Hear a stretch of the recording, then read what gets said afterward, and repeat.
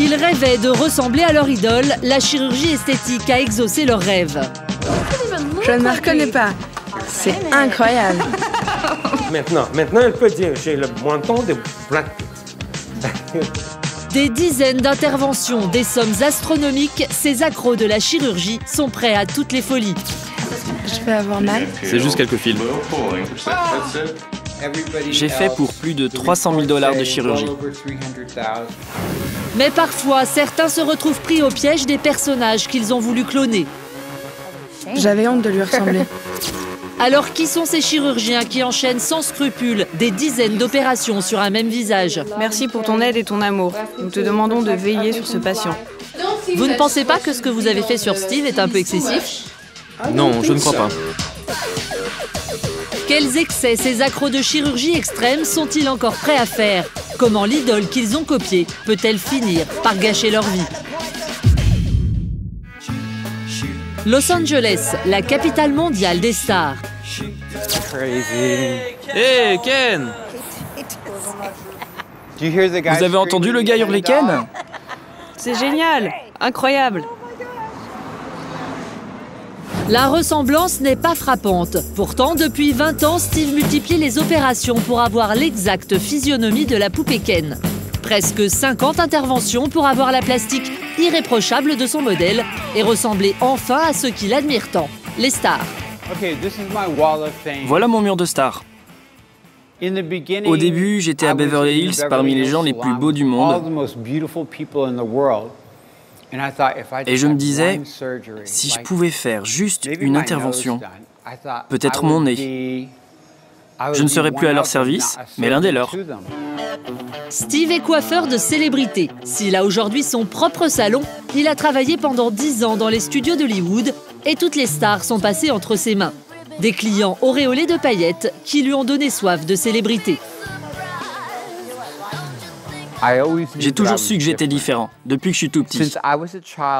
J'ai toujours su que je serais une star, mais je ne savais pas exactement comment je le deviendrais. Ni acteur, ni chanteur, Steve décrochera sa célébrité à coups de bistouri. Il va devenir le clone de Ken, l'homme parfait selon lui. Le monde entier adore Barbie et Ken. Et pour lui ressembler, Steve ne lésine pas sur les moyens. Tous les 3 mois, une nouvelle intervention. Direction Long Beach, une clinique où officie le docteur Shugay, un chirurgien très en vogue. Sa clientèle, tout le gratin d'Hollywood. Et pour elle, il sort le grand jeu. Avant chaque opération, un cérémonial plutôt surprenant, une prière en plein bloc opératoire. Merci pour ton aide et ton amour. Nous te demandons de veiller sur ce patient. Ok, allons-y. Une prière pour que Dieu guide la main de ce nouveau créateur. Car ici, les désirs des patients sont volontiers exaucés, quitte à tomber parfois dans l'excès. Bonjour docteur. Salut Steve. Content de vous voir une nouvelle fois. Oui, moi aussi. Entrez, on va attaquer. Aujourd'hui, si Steve prend juste sa petite dose trimestrielle de collagène, voilà à quoi ressemblait son visage avant que le docteur Shugay ne s'en mêle. Méconnaissable. C'est ici qu'on a mis les implants des pectoraux. La prothèse est là, autour de la poitrine. Ça prend toute cette zone. Biceps, menton, paupières, lifting, pas une partie du corps qui n'ait été épargnée. Au total, 47 opérations. Ça vous plaît? Oui, j'adore. C'est assez discret. J'ai été le premier à les avoir. Vous ne pensez pas que ce que vous avez fait sur Steve est un peu excessif? Non, je ne crois pas. Steve a toujours voulu être mieux que les autres. Au-dessus du lot. Je n'ai jamais voulu être naturel. Jamais. Depuis le premier jour. Steve a été à bonne école.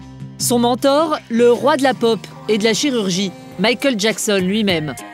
Pendant 2 ans, Steve est son coiffeur personnel. Et c'est à lui qu'il doit sa toute première intervention. Michael voulait se faire le menton de Victoria principal. Et le docteur a dit « Non, Michael, il te faut le menton de Kirk Douglas. Un menton très viril. » Michael a dit « Je ne sais pas si ça va m'aller. » Alors il a dit « Essayons-le sur Steve. Il va le faire. » Et j'ai fait le menton. Le cobaye de Michael est le début d'une longue série. Steve laisse à ce jour plus de 300 000 $ sur la table d'opération. Souris. C'est un de mes clients les plus réguliers. C'est votre meilleur client? Le meilleur, oui. 300 000 $, un chiffre astronomique. Et ce n'est pas près de s'arrêter. La prochaine intervention de Steve est déjà programmée, un lifting complet du visage. Rien d'exagéré. Un visage qui lui a coûté une petite fortune et que lui ont financé en partie les médias. La plupart de ces opérations sont réalisées dans des shows télévisés, puis retransmises en intégralité. S'il vous plaît, accueillons celui qu'on appelle Ken, l'homme poupée, Steve Earhart. Bienvenue, Steve. Pour Steve, le pari est gagné. Aujourd'hui, Ken a fait de lui une star, à tel point que c'est maintenant le fabricant de la poupée lui-même qui copie sa plastique. Le fabricant m'a appelé, je crois que c'était en 1997. Ils ont utilisé un laser pour scanner mon corps. J'avais un corps parfait à l'époque. C'était pour servir de modèle pour une nouvelle poupée. L'élève qui dépasse le maître. Steve a atteint la perfection, selon ses propres critères. Mais ses projets ne s'arrêtent pas là. Aujourd'hui, il veut assurer la relève et jouer au Dr Frankenstein. Il nous convoque l'après-midi même. Un rendez-vous aux allures de mystère dans l'arrière-salle de son salon de coiffure. Et pour l'occasion, il a particulièrement soigné sa mise en scène. C'est le garde du corps, Antoine. À l'intérieur, une découverte pour le moins stupéfiante. Un homme allongé dans un décor de bloc opératoire. Pour lui, interdiction formelle de parler.